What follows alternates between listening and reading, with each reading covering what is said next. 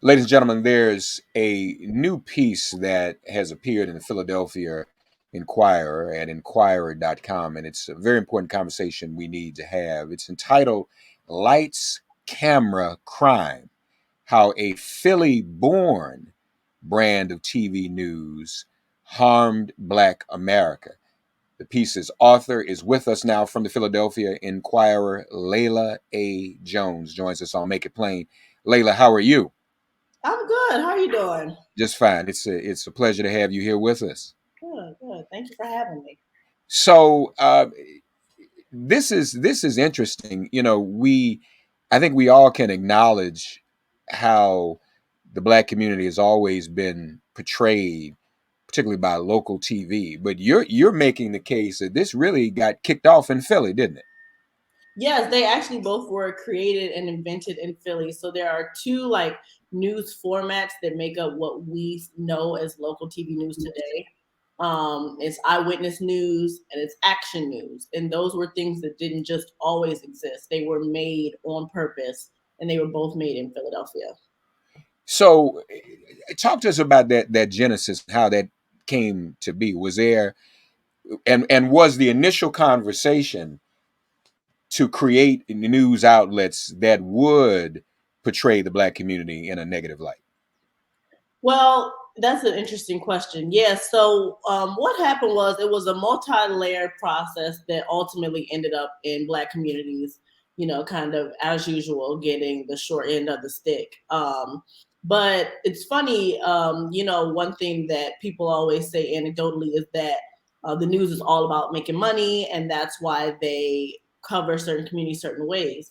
But actually, that's partially true. Eyewitness News was created first in 1965, and it was created specifically, its founder told me, because he realized that he could make money on the news. So prior to 1965, the news was more of a public service and it either lost stations money or it didn't really make them any revenue. He learned that there was a certain thing he could do with the contract to actually make news profitable. And so that became basically the mission and the motive of news programming. In that vein, it's interesting because I remember, well, since I've been alive, we've always heard eyewitness news and action news.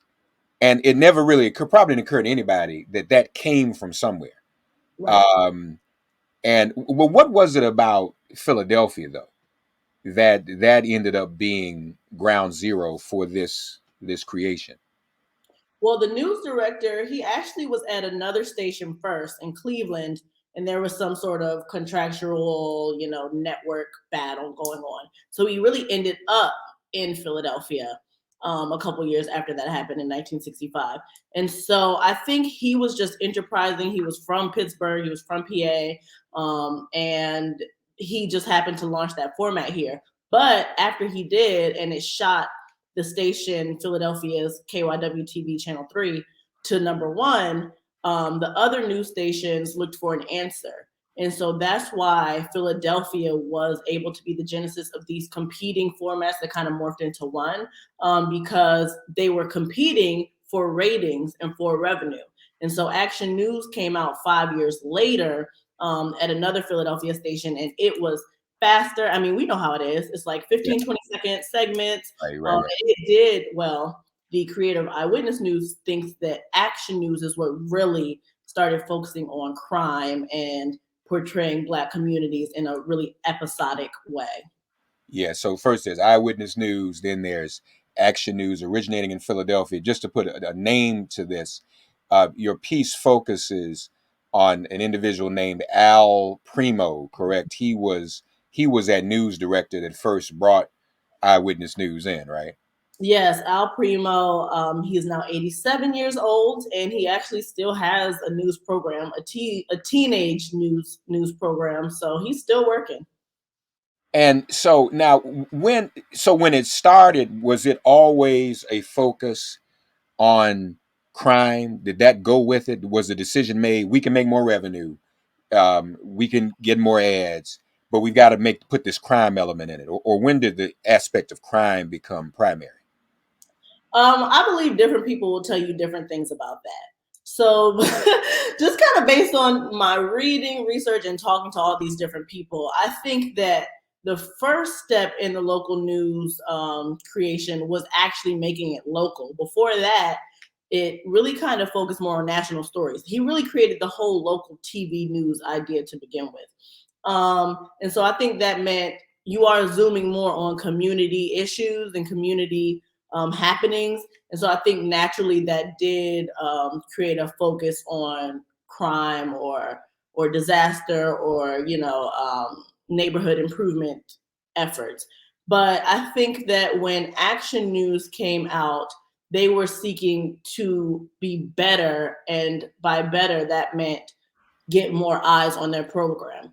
Al Yeah. Primo, when he made this, he left to New York and brought the format there, and he created this whole um, industry of news consultants. And the news consultants are what started literally saying, program this to the directors. So eventually, another consultant, I have a reporter who said prior to this, I'm sorry, I have a reporter who said in a news story that the consultant for Action News told them to focus on crime. And it's obviously not going to be portrayed as because we don't like Black people and we want them to look bad. It was because that's what viewers want to see, and we want viewers, so we don't really care about anything else. You actually in your piece quote Larry King, who's a former Action News anchor, another person who's almost 80, and you quote him as saying this quote: "Crime was cheap to cover. It was easy to cover.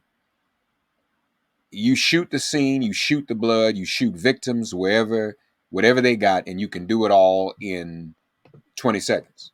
Mhm. So that to me sounds like a longer way of saying if it bleeds, it leads. I mean, and I know we've heard that growing up as a journalism student. We always heard that especially when it came to local news, if it bleeds, it leads. It sounds like this came out of that culture of eyewitness and action news. Exactly. I think another person I talked to, Vernon Odom, who was a Black reporter, he said, he heard those anecdotes, funny, bloody, and quick. You'll laugh, you'll cry, you'll watch him die. And I think that it was multi-layered. So you have, when Al Primo started Eyewitness News, he was 29 or 30. You have this team of young people putting together this new thing at the behest of consultants and directors that you don't really know, and you're just trying to make money. So I think that there was a perfect storm of events that created a format that was, broadcast to the rest of the world, that really didn't take any care for Black communities, but at the same time, they did take care for the suburbs. And so they wanted suburban viewership because they wanted those advertisement dollars and they wanted eyes, so they did the sensational crime stories that made Black people look bad and white people look better. You mentioned one of these consultants, Frank Majid, um, who they call the news doctor. He was one of the people who encouraged focus on crime. Your story reads: by 1987, violence and crime were the crux of Al Primo's news formula and others, according to studies of TV stations that hired him to guide their programming. Between that year, 87, and 1990, 40% of all television news stories about violence and crime came from Primo consulted stations. So this has, I mean, we started out folks talking about what happened in the 60s, how this was created, but now we're in 1990 in the chronology, and it's really taken over and probably continue to focus on crime, and particularly crime in the Black community, probably continue to grow even after 1990, didn't it? Yes, actually, another researcher told me he looked specifically at Philadelphia stations, but obviously suggested that it could apply to the rest of the country. That in 1998, there was the crime wave in the early 90s and the late 80s, and as people who make the news, you do have to tell certain stories. But it's the way and the lack of balance that local TV news told these stories that was the problem. So by 1998, that person said, the expert, that crime had fallen more than 40%, specifically violence in Philadelphia.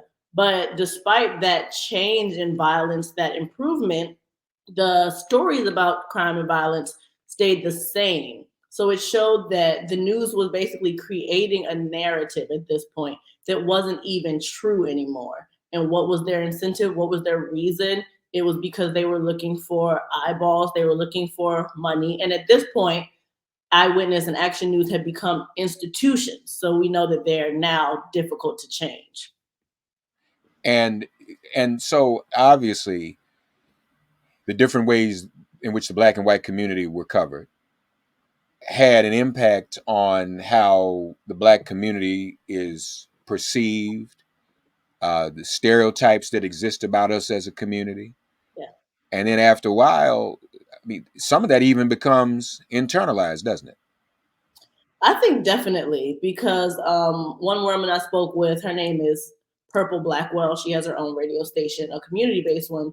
She grew up in the area and she said, the news was making me scared of my own people. All you see are negative accounts of your own neighborhood. It instills fear. And then, in addition to internalized fear of your own people, it also had potential policy implications, right? Because now you have people watching the news and forming their public opinions based on this unreal narrative about crime and about Black people. So they said there were studies that were done that showed people who watch local news are more likely to support policies that create mass incarceration. So longer sentences for things, the death penalty, and they were also more likely to identify criminals as Black, even if no race was mentioned. So there is links between local news and racial prejudice that has to do with mass incarceration policy, because of how they cover crime in a way that's just not balanced. And you mentioned in your article, even when they do cover crime in the black community in the most quasi objective way, it's always on the front end. You mentioned they don't, these news stations don't return to follow up on any of the stories that they've initiated. It's just that original negative portrayal is out there. Whereas I would note when it comes to other communities, stories are presented in such a way, Layla, to invoke empathy. And there's a term. I mean, you can Google it, folks. It's on Wikipedia called MWWS, for example, missing white woman syndrome. Mm. White woman goes missing. We all have sympathy. Not that we shouldn't. Black woman goes missing, murder, harm, crime in the black community. Oh, that's just what it is. Keep it moving. Um, I mean, and when you don't invoke any type of empathy, you're not really presenting a story about humanity or really presenting a story about human beings, are you?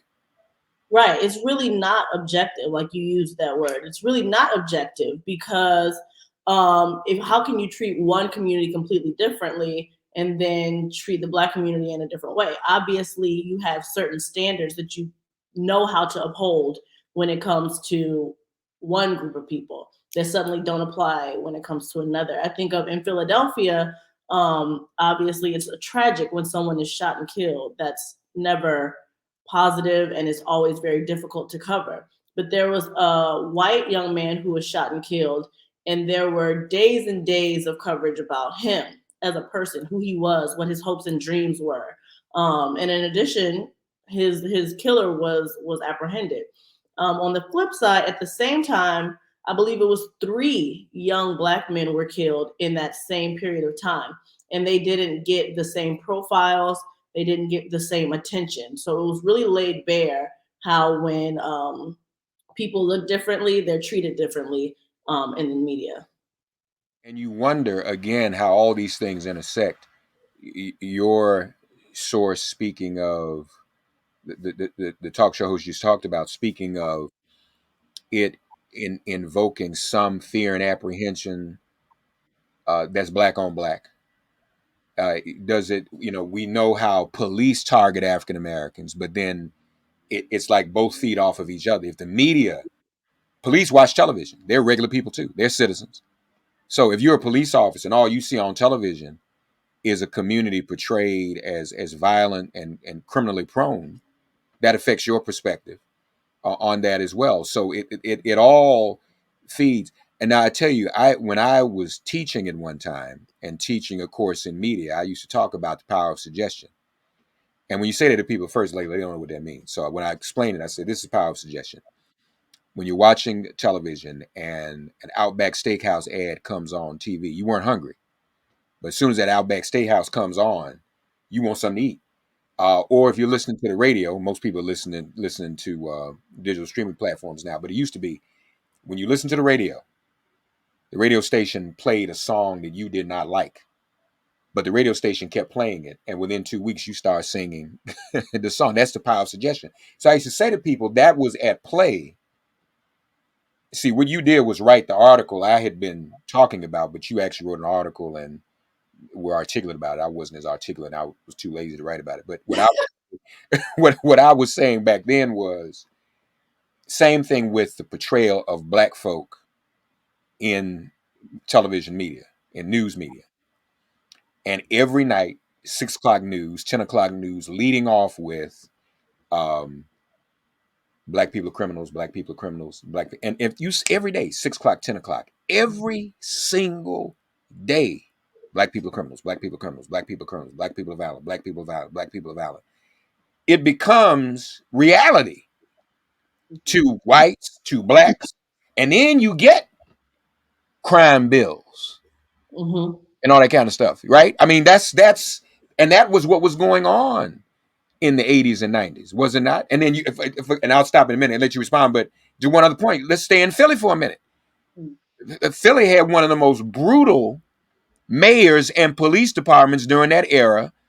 No good Frank Rizzo, right? So you think about it. When you look, what you're saying to us with your piece is that if this style of news reporting originated in Philly, then you can draw, I'm pretty sure, a direct line between that and the criminal behavior of the mayor and the police department toward black people in Philadelphia, if not around the country during that particular span of time.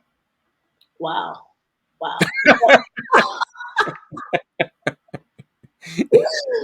I think that's incredible, a great analysis. And also, at the time that Frank Rizzo was rising to power, we were coming off of the civil rights movement, right? And then there was the whole Kerner Commission report, which I talked about in the story, which did talk about how the media villainized Black people. And it said something that was like, if white people's only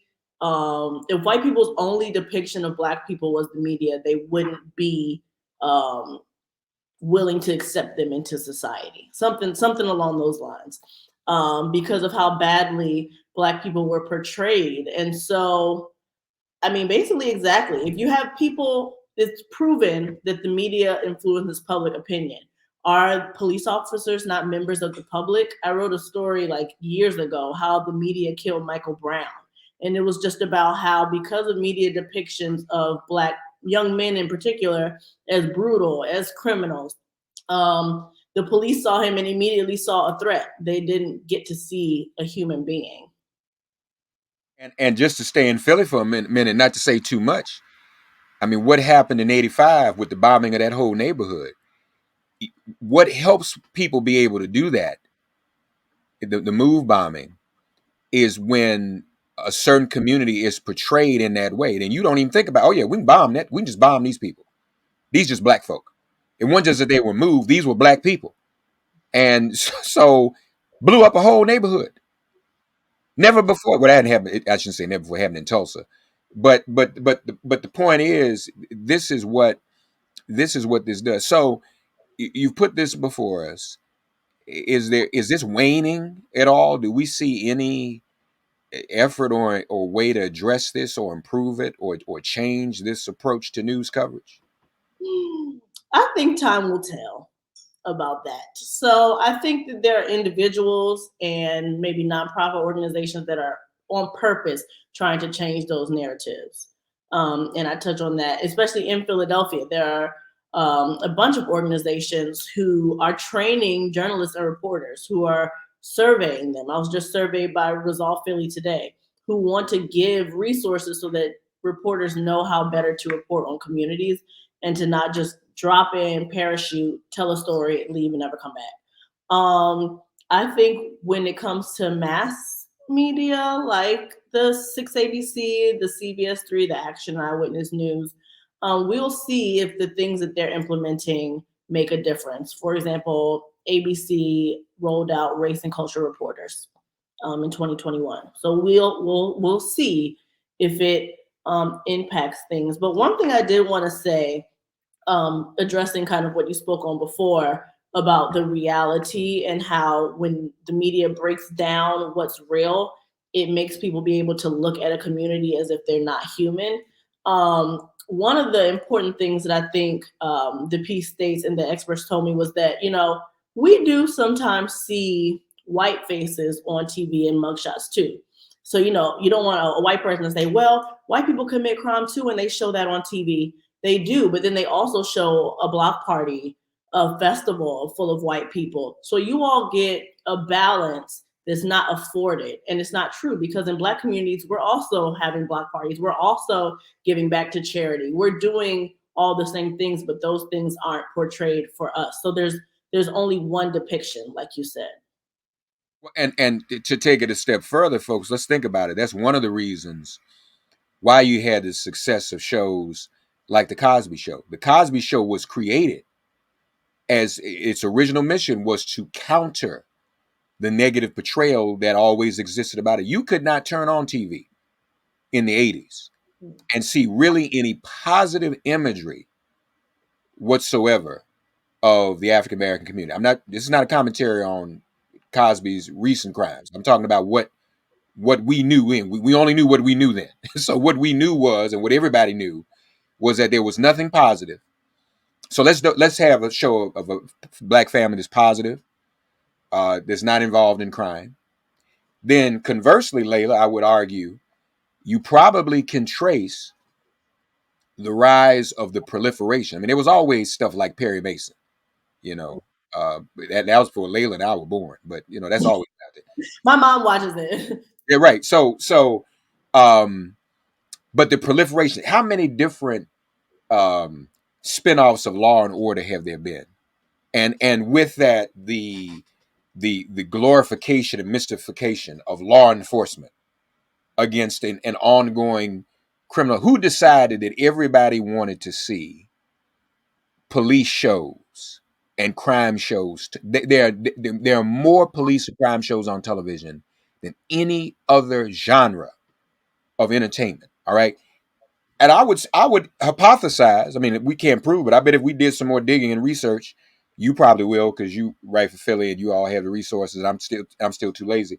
But if you did that, I bet you would find a correlation between this era you speak of and the advent of eyewitness in action and the crime piece and the proliferation we have today. You cannot turn on a network, Law and Order, or Special Victims Union, or you even got. I didn't know. I didn't know the Navy investigated crime, NCIS. Who knew that? So we got to watch that too. Can't just do a show about the Navy. Somebody say, we're not going to do a show about the Navy. Let's do a show about the Navy fighting crime. So, not fighting in wars. So I bet we can find some correlation there if we look for it. I think you're exactly right. And again, I didn't like deep dive into non-news media, but people made that same point. They talked about the rise of fictional crime shows along with the rise of crime on news. And they said the same thing happens. It still influences people's opinion about crime and punishment. Folks, this is an incredible piece, and much of which, it's one of those kind of pieces, when you read it, you'll say either, wow, I thought about that, or you'll say, oh yeah, I thought that's why that happened. It all makes sense. And what Layla has done is tie up a lot of these loose ends for us. This is why we're seeing what we're seeing. And this, I think, ought to be an advent of us doing something about it and fighting against it and trying to change these betrayals. Before we go, though, what's been the have you gotten? I mean, this is a big deal for this to be in the Philly Inquirer, by the way. I mean, you in folks' backyards, all right. So I'm sure you stepped on a couple toes locally. What has been the reaction to your piece? It's been surprisingly positive for the most part. People are saying things like what you just said, that, I thought about that, but I just wasn't sure, or this is what I always thought, but it's good to have proof. But also, some of the people who I spoke with for the piece who were there at the beginning reached out and they expressed, Mike Strug, for example, he was there to begin Action News, one of the pioneering reporters. And he said, you know what? Times are changing. He said, you were presented a lot of information that even though I was there, I didn't realize that was happening. And, this is something that we should keep talking about. So it's been really encouraging. Everything has been positive, but for the most part, it's been really encouraging feedback, even from other media and older media personalities. Well, we appreciate that. This is a groundbreaking piece, folks, and a landmark piece. Please share it. You can go to Inquirer.com to check it out. We've shared it on our social media. We'll continue to do that. And if I get back in the classroom again, I now have an actual source other than me just running my mouth. I can say this is Layla Jones' piece. I can source this and footnote it. This is how it's kicked off, and so we appreciate that. Layla Jones of the Philadelphia Inquirer. I always like to ask journalists like you, what's the next project you're working on? Okay, well, we're still going forward with the More Perfect Union project. It'll be over a succession of months. And so the next piece, Philly was home to the first hospital. I'm working on a story about medical racism. So we'll see what comes from that. Outstanding, and we will look for that as well. Layla Jones here with us on Make It Plain. Thank you, Layla. Thank you, Reverend Mark. All right.